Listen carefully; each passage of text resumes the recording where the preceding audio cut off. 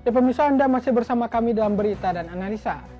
Harga beras di pasar induk Cipinang masih tinggi. Hal ini dikarenakan stok beras sudah mulai menipis dan tersendatnya pasokan beras, sehingga membuat harga beras di pasaran masih tetap mahal. Pusat Perdagangan Beras Jakarta, Pasar Induk Cipinang, Jakarta Timur, menjadi salah satu barometer pemantauan harga beras di tengah polemik kenaikan harga beras yang cukup tinggi. Kenaikan harga di Pasar Cipinang dan pasar di sejumlah daerah karena faktor suplai beras yang berkurang dari sentra produksi. Selain itu, mengakibatkan menipisnya cadangan beras di pasaran. Ditambah pasokan beras dari Bulog bagi pedagang juga dihentikan sementara sampai masa panen tiba. Padahal masa panen petani masih cukup lama, yaitu hingga 3 bulan ke depan.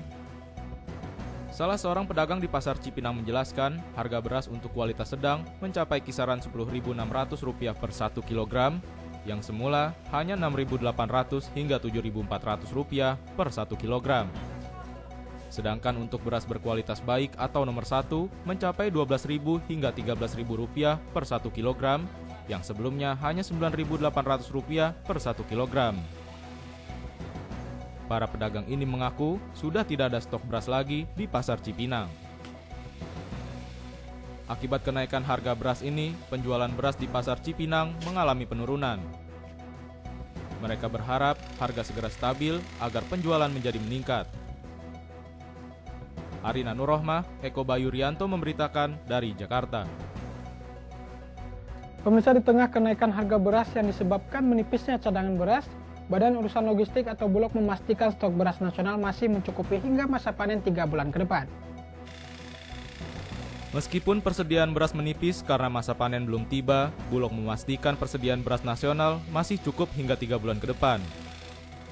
Berdasarkan data dari Bulog, cadangan beras nasional masih berkisar 1,4 juta ton. Dan persediaan ini masih cukup memenuhi kebutuhan masyarakat Indonesia. Jadi, impor beras tidak perlu dilakukan. Dari cadangan beras nasional 1,4 juta ton ini sebagian telah didistribusikan langsung ke masyarakat. Bulog juga telah melakukan penjualan beras secara langsung di 62 pemukiman dan 12 pasar. Bulog mendirikan stand pembelian beras dengan harga murah sekitar Rp7.500 per 1 kg untuk kualitas beras medium ke bawah. Sedangkan untuk beras premium atau kualitas baik dengan harga Rp9.500 per 1 kg. Dari hasil penelusuran tim TVMU, untuk menurunkan harga beras, Bulog menggelontorkan beras dan melakukan operasi pasar secara serentak. Bulog juga akan melakukan evaluasi selama 2 hingga 4 minggu ke depan. Digelontor dengan penggelontoran beras yang seluruh Indonesia kemarin melakukan operasi pasar serentak. Ada hasilnya, Bu. Kan baru kemarin ya, Mbak ya. Jadi memang belum terlihat sih. Belum terlihat, belum bisa dilihat signifikan sampai 1 hari ya, baru 1 hari. Mungkin kita akan evaluasi mungkin 1-2 minggu ke depan. Persoalan kenaikan harga beras merupakan persoalan yang dilematis. Melihat harga beras yang cukup fantastis telah membuat mayoritas masyarakat perkotaan terpukul. Selain itu, dengan adanya penekanan harga justru berdampak pada ekonomi petani kecil. Untuk itu, pemerintah akan terus melakukan operasi pasar dan menambah beras murah dari Bulog agar harga beras menjadi turun. Arina Nurrohmah, Eko Bayu Rianto memberitakan dari Jakarta. Tingginya harga beras di pasaran membuat Badan Urusan Logistik atau Bulog menggelar operasi beras murah. Salah satunya di Jakarta Timur, adanya operasi beras murah ini membuat warga antusias dan langsung beramai-ramai mendatangi pasar murah tersebut. Berikut liputannya untuk Anda. Sejumlah warga Jatinegara, Jakarta Timur langsung memadati pasar beras murah yang digelar oleh Badan Urusan Logistik atau Bulog di Pasar Mester, Jatinegara, Jakarta Timur. Satu persatu pembeli pun berdatangan untuk membeli beras yang harganya lebih murah dibanding di pasar. Di pasar murah ini, beras kualitas medium dijual dengan harga Rp7.400. Sementara untuk beras kualitas premium, beras ini dijual dengan harga Rp9.000. Pasar beras murah ini memang sengaja digelar pihak Bulog sebagai upaya pemerintah dalam menstabilkan harga beras yang kian melonjak. Rencananya, pasar beras murah ini akan dilaksanakan selama 2 minggu dan menyediakan sebanyak 3 ton beras per harinya. Dari Senin kemarin, Pak. Dari Senin kemarin ya? Ya, udah berarti udah 4 hari. Tujuannya apa sih, Mas? Tujuannya untuk istilahnya menstabilkan harga ya, Pak. Kita kan beras di pasaran sekarang lagi naik. Bulog bekerja sama dengan Kodam Jaya turun melakukan operasi pasar untuk sementara di wilayah DKI Jakarta, Bekasi, Tangerang, Banten. Salah satunya tujuannya adalah untuk menstabilkan harga supaya harga beras kembali ke harga normal. Untuk satu titik pasar itu 3,3, Pak. 3,3 ton ya? Ya, untuk kelurahan 1,1. Kita kurang lebih ada 60 juta. Oh gitu. Kadang habis, kadang nggak, tergantung kalau di pasar, tergantung yang di pasarnya. Oh gitu. Habis beras pada mahal. Gitu ya. Per kilo berapa, Mbak, kalau itu? Kalau yang ini, Iya. yang ini tuh 7.400 katanya. Kalau yang di dalam, Mbak? Katanya yang 8.000 lebih ya. Mbak merasa keberatan nggak, Mbak, dengan adanya beras yang mahal, Mbak? Ya keberatan lah. Pengennya, padahal kan BBM udah turun ya. Beras tetap naik aja. Harapannya apa, Mbak? Harapannya ya harganya standar aja lah, biar enak kan. Adanya pasar beras murah ini membuat warga merasa terbantu. Terlebih melonjaknya harga beras beberapa pekan ini membuat warga kian menjerit. Dedi Muhsoni memberitakan dari Jakarta. Pemirsa, meskipun pemerintah dan Badan Urusan Logistik atau Bulog telah melakukan upaya penurunan harga beras di pasaran melalui penyaluran raskin dan operasi pasar bebas, hal itu dinilai tetap belum menunjukkan kemajuan terhadap kenaikan harga beras. Hampir satu pekan, harga beras terus naik. Meskipun Presiden Joko Widodo dan Badan Urusan Logistik telah melakukan penyaluran serentak seperti menyediakan beras raskin dan operasi pasar beras, namun beras masih saja belum mengalami penurunan. Bulog yang memiliki otoritas menjelaskan juga masih belum bisa memberikan keterangan resmi. Berdasarkan dari narasumber terpercaya di lembaga Bulog, belum adanya keterangan secara resmi yang dikeluarkan oleh Bulog karena masih dalam proses perbaikan intern di Badan Urusan Logistik. Selain itu, Direktur Bulog juga masih melakukan investigasi dan pengumpulan data-data yang cukup mengenai penyebab kenaikan harga beras. Meski permasalahan sebenarnya datang dari para petani yang belum panen di sejumlah daerah seperti area Karawang, Jawa Tengah, Jawa Timur, dan Lampung, rencananya Bulog sendiri akan melakukan keterangan resmi serta memberikan penjelasan jika data telah terkumpul pada pekan depan. Arina Nurrohmah, Eko Bayurianto memberitakan dari Jakarta. Pemirsa, melonjaknya harga beras yang terjadi selama beberapa pekan terakhir dinilai tidak wajar.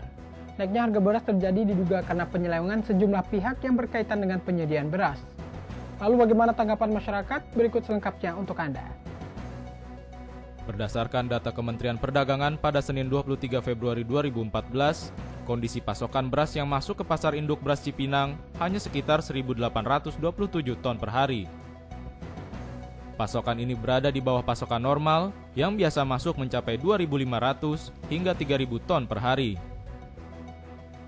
Turunnya pasokan beras yang masuk ke pusat induk beras Cipinang membuat harga beras melambung. Naiknya harga beras di sejumlah pasar termasuk pasar induk Cipinang disebabkan karena faktor suplai beras berkurang dari sentra produksi. Banyak masyarakat yang mengeluhkan kenaikan harga beras lantaran beras merupakan kebutuhan pokok masyarakat.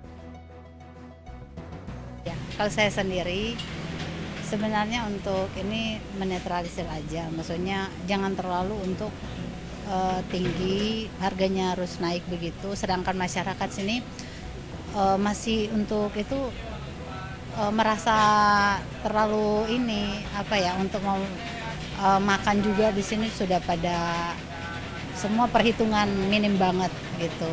Menurut saya ya kalau beras udah naik jangan dibatasin, kalau dibatasin lagi bagaimana ya? Udah belinya aja susah ya. Sekarang ini orang banyak ngejerit lah hitungannya gitu ya. Kalau beli udah beras sekarang nggak ada yang seliter itu 8.000 tuh nggak ada. Udah minimal di warung tuh 10.000 1 liter. Kalau beras dibatasin ya, terus anaknya nanti gimana kalau masih lapar? Kalau aku kan orang susah, Mbak. Rizky Nurul Ilmi, Muhammad Surya Saputra memberitakan dari Jakarta. Ya pemirsa, setelah ini akan kami sajikan informasi dari pimpinan pusat Aisyah. Untuk itu jangan kemana-mana, tetap bersama kami dalam berita dan analisa.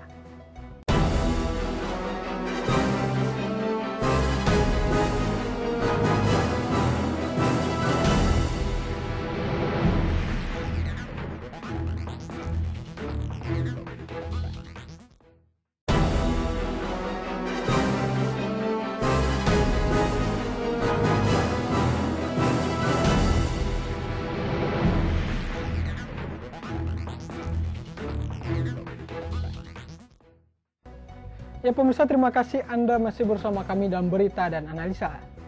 Dalam rangka memperingati Milad 1 Abad Aisyah, Majelis Pendidikan Dasar dan Menengah Pimpinan Pusat Aisyah menggelar prosesi pemilihan guru PAUD Aisyah berprestasi tingkat nasional. Berikut liputannya untuk Anda. Pimpinan Pusat Aisyah menjadi salah satu organisasi otonom tertua dari Persyarikatan Muhammadiyah. Sejak awal berdirinya 1 abad yang lalu, Aisyah terus berperan aktif dalam meningkatkan potensi muslimah tanah air untuk terus bermanfaat bagi bangsa dan negara. Sejumlah amal usaha terlahir dari tangan-tangan perempuan muslimah Muhammadiyah ini. Hingga saat ini puluhan ribu amal usaha Aisyah tersebar di seluruh wilayah tanah air yang melingkupi 34 pimpinan wilayah setingkat provinsi.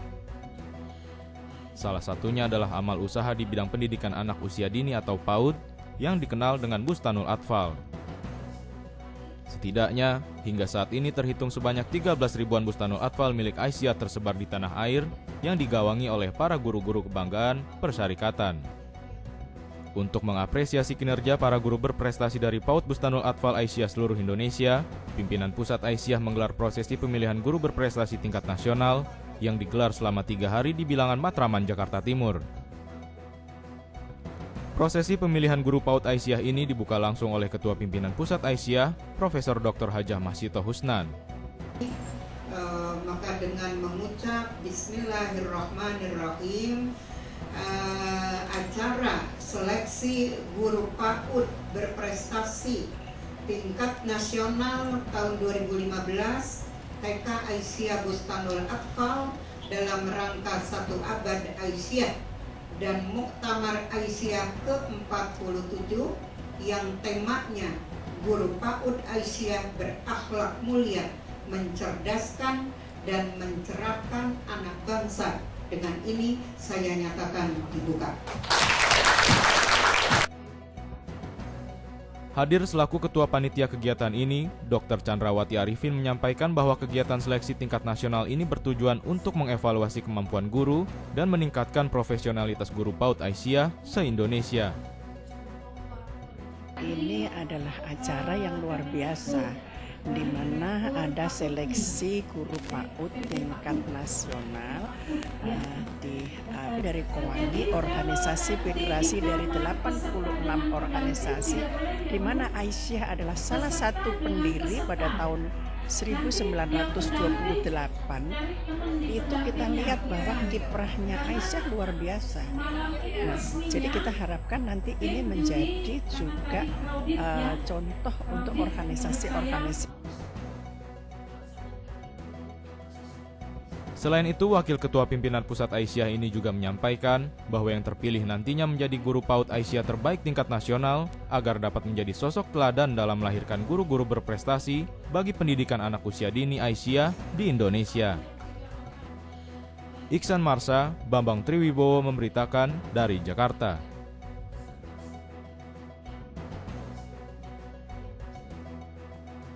Sebanyak 13.000 lebih PAUD Bustanul Atfal milik Aisyah tersebar di seluruh wilayah tanah air.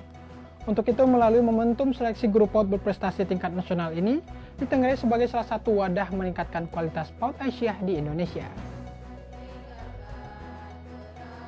Sebanyak 25 orang guru berprestasi dihadirkan dalam prosesi seleksi guru PAUD Aisyah tingkat nasional yang digelar selama 3 hari di Jakarta. 25 orang tersebut merupakan perwakilan dari sejumlah pimpinan wilayah Aisyah yang tersebar di 25 provinsi. Dalam kegiatan ini, seluruh guru berprestasi ini akan diseleksi dan dinobatkan sebagai guru berprestasi dari Aisyah, yang tentunya akan menjadi duta persyarikatan dalam meningkatkan kualitas tenaga pengajar dalam pendidikan anak usia dini milik Aisyah, khususnya yang mencapai 13.000 lebih di seluruh wilayah tanah air. Melalui proses yang digagas Majelis Pendidikan Dasar dan Menengah Pimpinan Pusat Aisyah ini, hadir mewakili Kongres Wanita Indonesia atau KOWANI, Titin Pamuaji mengapresiasi kegiatan yang dinilai sangat bermanfaat dalam meningkatkan kualitas tenaga pendidik di Indonesia. Nah, adapun tujuan kita melaksanakan seleksi ataupun pemilihan guru PAUD Aisyah berprestasi adalah untuk mengevaluasi kemampuan guru sekaligus memicu, memotivasi, serta meningkatkan profesionalisme guru dalam melaksanakan tugasnya sesuai dengan visi, misi, Majelis Dikdasmen, dan ketentuan kurikulum yang berlaku.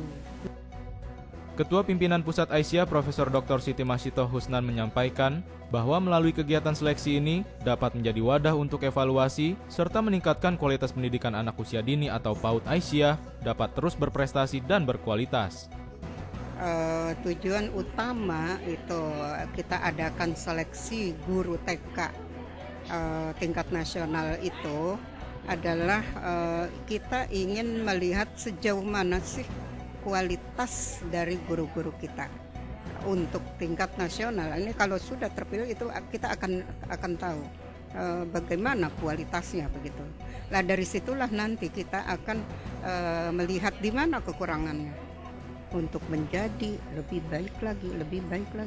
Makanya dari kita mengumpulkan tentang data untuk menerbitkan buku sejarah itu sesungguhnya itu dari situ nanti kita akan bisa evaluasi gitu untuk meningkatkan lagi. Harapan kita itu untuk lebih meningkatkan lagi. Iksan Marsa, Bambang Triwibowo memberitakan dari Jakarta. Pameran lukisan tunggal The Color of Fish dari pelukis kelas internasional asal tanah air Erika Hestuwahyuni digelar selama 3 minggu oleh Talenta Organizer di Galeri Kemang 58. Seperti apa hasil karya lukisan dari Erika? Berikut liputannya untuk Anda.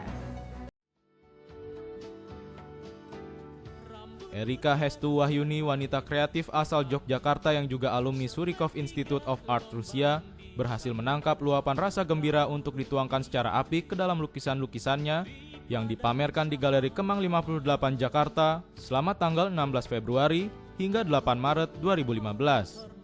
Seperti dalam lukisan berjudul Vacation in Prosperity, Erika seakan-akan mengajak kita untuk mengingat kembali keindahan dan kemakmuran yang ditawarkan alam, bukan sekedar menikmatinya. Aliran sungai yang dipenuhi berbagai jenis ikan, pohon-pohon yang berbuah ranum di musim panen yang hangat, hingga lautan yang kaya akan sumber daya alamnya. Erika tidak lupa menyisipkan simbol modernitas di dalam lukisan alamnya. Tema liburan juga kental terasa dalam lukisan lainnya. Ikon-ikon berbagai kota tujuan wisata tampak memenuhi kanvas berukuran 150-200 cm. Namun yang menarik adalah kehadiran si gajah besar berwarna merah muda di tengah-tengah lukisan. Erika seakan-akan berkata bahwa ia selalu merindukan si gajah meski sering berpetualang ke berbagai pelosok dunia. Karya-karya lukisan Erika tidak saja diakui di tanah air, tapi di mancanegara. Gaya lukisnya yang kekanak-kanakan, berwarna cerah, tak mengenal dimensi ruang, anatomi, dan perspektif sukses mencuri hati para kolektor. Erika kerap menjadikan berbagai fenomena, imajinasi, dan peristiwa yang ia temui di kehidupan sehari-hari sebagai sumber inspirasi karyanya. Erika diundang untuk berpartisipasi dalam sebuah pameran di Museum Seni Kontemporer di Moskow, Rusia pada tahun 2000. Pengalamannya di Rusia mungkin menjadi salah satu yang paling signifikan untuk mengangkat eksistensinya sebagai pelukis asal Indonesia. Alfat Amrin, Muhammad Surya Saputra memberitakan dari Jakarta.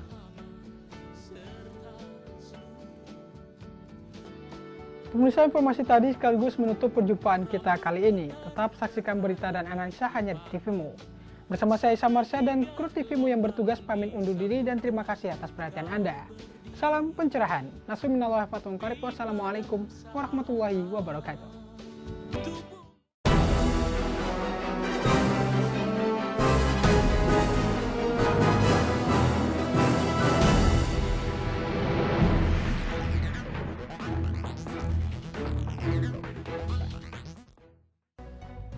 Assalamualaikum warahmatullahi wabarakatuh. salam pencerahan. Pemirsa TVMU, senang sekali kami kembali hadir menjumpai Anda dalam program berita dan analisa. Sejumlah informasi cerdas dan mencerahkan akan kami hadirkan selama 30 menit hanya untuk Anda. Bersama saya Samarsha, inilah berita dan analisa selengkapnya.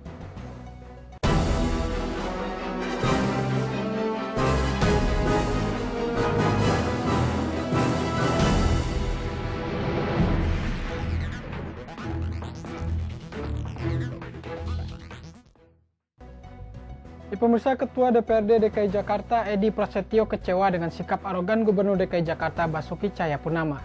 Bahkan dia mendukung upaya anggota DPRD mengeluarkan hak angket untuk melengsarkan Ahok. Upaya pelengseran Gubernur DKI Jakarta Basuki Cahayapurnama menuai babak baru. Pimpinan DPRD dari fraksi PDI Perjuangan pun kini mendukung hak angket yang dilakukan anggotanya. Ketua DPRD Edi Prasetyo dari PDI Perjuangan merupakan salah satu sosok wakil rakyat yang menghantarkan Ahok menjadi gubernur menggantikan Joko Widodo. Namun saat ini dia kecewa berat dengan sikap Ahok yang tak terkendali. Menurutnya, selain sikap arogannya, Ahok selaku gubernur kurang berkomunikasi dengan anggota dewan. Bahkan kekecewaannya ini berlanjut saat gubernur mengajukan anggaran pendapatan dan belanja daerah atau APBD tahun 2015 yang berbeda dengan yang disahkan saat sidang paripurna kepada Kemendagri. Tujuan saya apa? Untuk supaya transparan ini.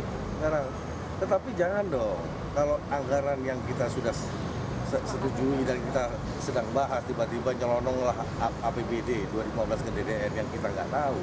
Itu kan saya ikutan salah. Saya ingatkan, Ahok itu teman saya berjuang dia daripada saat Jokowi dan Ahok. Saya sepakat, saya apresiasi dengan gubernur pada saat gubernur dan wakil gubernur Pak Jokowi dengan Pak Ahok itu. Banyak terobosan-terobosan Jakarta. Cuma saya nggak sepakat etika lah cara memimpin. Saya ini sampai sakit-sakit gini saya jaga dia, tekanan saya dari mana kiri dan kanan. Saya jadikan beliau itu menjadi gubernur. Ya harus punya etika, jangan kayak kemarin baru lama ini hari Rabu. Ketemu masyarakat gebrak. Kayak gitu kan nggak mencontohkan, saya kan mitra. Perlu diketahui, hak angket merupakan hak yang dimiliki anggota dewan untuk melakukan penyelidikan terhadap kebijakan pemerintah yang bertentangan dengan peraturan undang-undang. Jika hak angket ini berlanjut, kedudukan Ahok selaku gubernur bisa dilengsarkan. Sementara itu, di waktu yang bersamaan seluruh fraksi partai politik di DPRD DKI Jakarta juga telah menandatangani petisi dukungan untuk mencabut mandat gubernur atas Basuki Cahayapurnama. Dedi Muhsoni, Alfat Amrin, Andri Rahmawan memberitakan dari Jakarta. Wakil Ketua DPRD DKI Jakarta Muhammad Taufik menilai Gubernur DKI Jakarta Basuki Cahayapurnama telah melanggar peraturan perundang-undangan, yakni mengenai pengesahan APBD 2015. Berikut liputannya untuk Anda. DPRD DKI Jakarta menyelenggarakan rapat paripurna dalam rangka mengesahkan hak angket terhadap pelanggaran yang diduga dilakukan Gubernur DKI Jakarta Basuki Cahayapurnama karena sudah menyerahkan dokumen APBD yang bukan hasil dari pembahasan eksekutif dan legislatif. Paripurna berlangsung kurang lebih 1 jam, dengan kesepakatan dari 9 fraksi di DPRD DKI yang menyetujui melakukan hak angket terhadap Ahok. Dalam kesempatan sebelum rapat paripurna dimulai, tim TVMU mewawancarai Wakil Ketua DPRD DKI Jakarta, Muhammad Taufik. Hari ini proses paripurna itu begini, paripurna kemudian disampaikanlah usulan oleh salah satu pengusul. Usulan itu kemudian setelah selesai disampaikan pandangan umum fraksi. Setelah pandangan umum fraksi dijawab lagi oleh pengusul, kemudian baru diterima dan tidak diterima pengesahan. Jadi Pak Ahok enggak mesti. Ini rapat internal. Menurut kader Partai Gerindra ini, Basuki Cahayapurnama sebagai Gubernur DKI Jakarta telah melanggar berbagai peraturan perundang-undangan. Jadi karena Ahok dianggap oleh Dewan sudah melakukan pelanggaran terhadap perundang-undangan, undang-undang dan peraturan-peraturan yang berhubungan dengan proses pengesahan APBD. Ini eksekutif menyampaikan draft kepada Dewan. Ini draft 1 lah sebut, ya. Yang saya kasih kotak merah ini alur prosedur pembahasan APBD berdasarkan undang-undang. Alfat Amrin, Andri Rahmawan memberitakan dari Jakarta. Ratusan pendemo dari berbagai organisasi masyarakat berunjuk rasa di depan gedung DPRD DKI Jakarta. Masa dari Ormas meminta agar DPRD DKI Jakarta segera melengsarkan Gubernur DKI Jakarta Basuki Cahayapurnama atau Ahok. Dengan membawa spanduk dan orasi, para demonstran yang meluruk gedung DPRD DKI Jakarta ini diantaranya Forum Betawi Rempuk dan Forum Betawi Bersatu. Mereka mendesak kepada DPRD agar segera merealisasikan hak angketnya dan segera melengsarkan Ahok menjadi gubernur. Pantauan TVMU saat demo berlangsung, masa dari berbagai ormas ini sempat terpancing emosinya dari warga setempat. Beruntung, warga yang kontra dengan misi pendemo itu melarikan diri dan bersembunyi di salah satu rumah makan dekat kantor DPRD. Salah satu orator bernama Endang mengatakan kedatangan mereka memberi support kepada DPRD untuk mengajukan hak angket DPRD DKI Jakarta guna menyelidiki anggaran 2015 serta ucapan Ahok yang menilai anggota DPRD sebagai penipu. Menurutnya, masa ini akan terus berjuang untuk melengsarkan Ahok sebagai gubernur DKI Jakarta. Sekecil apapun persoalannya akan diperbesar untuk melengsarkan Ahok. Bahkan surat dukungannya sudah diterima DPRD. Akan terus berjuang sekuat tenaga, kaki jadi kepala, kepala jadi kaki untuk melengsarkan Ahok dari gubernur Jakarta. Peluang sekecil apapun harus kita ambil, jadikan peluang besar untuk segera melengsarkan Ahok, saudara. Oleh karena itu, kehadiran rekan-rekan semua untuk memberikan dukungan sesuatu yang luar biasa buat kita. Atas nama Gerakan Masyarakat Jakarta mengucapkan banyak-banyak terima kasih. Dan alhamdulillah, surat dukungan kita tadi sudah diterima oleh anggota Dewan. Dan sebentar lagi kita akan masuk ke gedung untuk ikut rapat paripurna. Yang perlu kita catat, yang perlu kita ingat bersama, kalau hak angket ini tidak berujung kepada pelengseran Ahok yang jelas.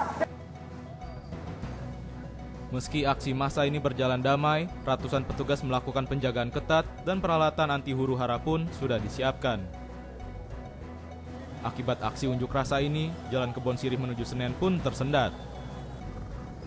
Dedi Muhsoni memberitakan dari Jakarta. Pemirsa, usulan budayawan Sujiwo Tejo kepada Kementerian Agama untuk memasukkan tindak pidana korupsi dalam aspek penodaan agama direspon positif oleh Menteri Agama Lukman Hakim Saifuddin. Menurutnya hal tersebut merupakan gagasan yang positif. Seniman nyentrik asal Yogyakarta Sujiwo Tejo yang sering memberikan kritikan-kritikan pedas bagi para penguasa di negeri ini mengeluarkan celetukan yang bisa menjadi ide perbaikan moral bangsa. Ia mengatakan kepada salah satu media bahwa korupsi yang merajalela di negeri ini sebagai salah satu bentuk penodaan agama. Merespon ide kreatif dari celotehan seniman yang terkenal idealis ini, Menteri Agama Lukman Hakim Saifuddin mengatakan bahwa apa yang dilontarkan Sujiwo Tejo memang benar adanya. Dan ia setuju bahwa korupsi merupakan salah satu bentuk penodaan agama di mana banyak sekali tokoh, pejabat, politikus yang mengaku religius banyak yang tersangkut korupsi. Dan hal ini bisa menjadi kajian Kementerian Agama untuk mengemas ide itu dalam bentuk peraturan dan himbauan. Iya, itu menurut saya kan ide yang menarik itu dalam konteks keindonesiaan, karena Indonesia sekarang menurut hemat saya ini darurat korupsi itu sudah seperti narkoba sekarang gitu. Jadi bangsa ini sudah sedemikian terpuruknya karena perilaku koruptif yang ada di mana-mana. Karenanya agamawan, umat Islam, ulama Indonesia harus terpacu atau harus kemudian bisa melahirkan fatwa agama terkait dengan korupsi. Nah, salah satu pandangan bahwa tindakan korupsi itu juga bisa bagian dari penghinaan terhadap agama, itu sesungguhnya kan tidak hanya letupan kekecewaan, tapi justru yang lebih kita tangkap adalah semangat agar setiap umat beragama, umat Islam khususnya betul-betul bisa menjauhi tindakan koruptif itu, karena korupsi itu hakikatnya identik sama dengan kalau kita menghina agama kita sendiri. Jadi ini adalah cara agar kita menjauhi korupsi. Gitu. Dengan adanya ide yang cukup aplikatif ini, bisa memicu para ulama dan tokoh agama dari agama manapun, khususnya Islam, bisa lebih menyuarakan dan menjauhi perbuatan korupsi yang bisa menghancurkan sendi-sendi bangsa. Arina Nurrohmah, Frendi Husaini memberitakan dari Jakarta. Menteri Koordinator Kemaritiman mengapresiasi terhadap para investor yang mendukung perubahan infrastruktur di tanah air. Banyak hal yang mesti dibenahi dalam infrastruktur, diantaranya sistem bandara, kereta api, pelabuhan, dan kelistrikan. Berikut informasinya untuk Anda. Menteri Koordinator Kemaritiman Indro Yono Susilo menghimbau kepada para investor agar lebih serius mengembangkan produknya agar bisa mendukung program-program Presiden Joko Widodo. Sebab seluruh infrastruktur di berbagai tempat akan segera dibenahi, bahkan Indonesia akan menginvestasikan tenaga listrik senilai 1.000 triliun untuk 5.000 megawatt. Untuk mensukseskan program tersebut, dibutuhkan peralatan pendukung yang bersifat teknis. Seperti halnya untuk kelistrikan dibutuhkan turbin, boiler, panel, maupun switching, kata Menko Maritim saat mengunjungi dan meresmikan perusahaan panel kelistrikan asal Jepang di kawasan Jababeka Cikarang, Jawa Barat. Menurutnya, jika perusahaan yang ada di Indonesia sudah memenuhi syarat apa yang dibutuhkan pemerintah, Menteri ini menghimbau agar segera menyerahkan e-katalog ke Lembaga Kebijakan Pengadaan Jasa Pemerintah atau LKPP. Namun, harga-harga produk itu harus diselesaikan dulu sehingga tanpa harus melakukan lelang yang menyita waktu cukup banyak. Nah, harapan kami ini bisa dipakai sebagai awal dari unit-unit Fuji yang masuk Indonesia, termasuk misalnya untuk pembangkit listrik itu kita akan menginvestasi sekitar 1.000 triliun untuk 35.000 megawatt. Dia perlu sistem seperti ini banyak-banyak. Kita perlu turbin, kita perlu boiler, kita perlu wiring system. Itu semua saya kira sesuatu yang bisa didukung oleh perusahaan seperti Fuji, dan dia harusnya diperluas saja. Jangan hanya switchboard sekarang, habis ini tahap 2 apa, tahap 3 apa gitu. Dan yang kedua tadi saya sampaikan, karena kita ingin melaksanakan secara cepat ya, coba dimasukkan ini ke e-katalog LKPP, Lembaga Kebijakan Pengadaan Barang dan Jasa Pemerintah. Jadi di bagian harganya itu fix gitu ya, harus sesuai yang disepakati oleh LKPP dan perusahaannya sendiri. Dan saya dengar mereka sudah bergerak ke sana. Perlu diketahui, Kementerian Kemaritiman saat ini berperan penuh pada stakeholder untuk mewujudkan nawacita pemerintahan Joko Widodo Yusuf Kala, termasuk mengawal infrastruktur baru di daerah terpencil. Dedi Muhsoni memberitakan dari Jakarta. Ya pemirsa, setelah ini akan kami hadirkan informasi menarik lainnya untuk Anda. Untuk itu jangan kemana-mana, tetap bersama kami dalam Berita dan Analisa.